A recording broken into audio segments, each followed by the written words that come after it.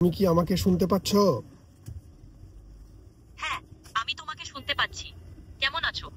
আমি ভালো আছি। আচ্ছা, আমাকে বলো, ইসলামে যে দাজ্জাল আসার কথা, তুমি ইসলামিক সবগুলো স্টেটমেন্ট চেক করে আমাকে জানাও যে দাজ্জাল আসতে আর কতদিন আছে, কতদিন সময় লাগবে বা লাগতে পারে।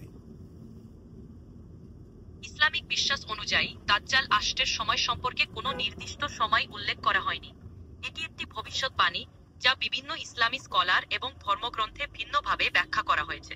তবে মুসলিম ধর্মে বিশ্বাস করা হয় যে এই ধরনের ঘটনা ঘটার আগে অনেক আলামত বা চিহ্ন দেখা যাবে। এটা ব্যক্তিগত বিশ্বাসের উপর নির্ভর করে এবং প্রত্যেকের জন্য ভিন্ন হতে পারে। আলামত যেগুলা দেখা যাবে বলেছে, সেই আলামত গুলা কি দেখা যাচ্ছে? আর গেলে কখন দাজ্জাল আসবে?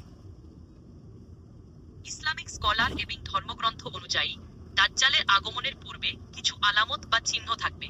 এগুলি সাধারণত ঐতিহাসিক ও ধর্মীয় ঘটনা হিসেবে বিবেচিত হয়।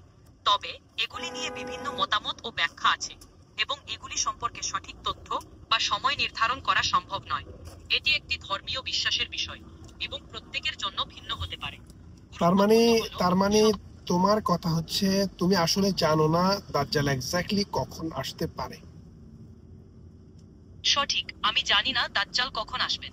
এটি একটি ধর্মীয় বিষয় এবং প্রত্যেকের বিশ্বাস ও ব্যাখ্যা ভিন্ন হতে পারে।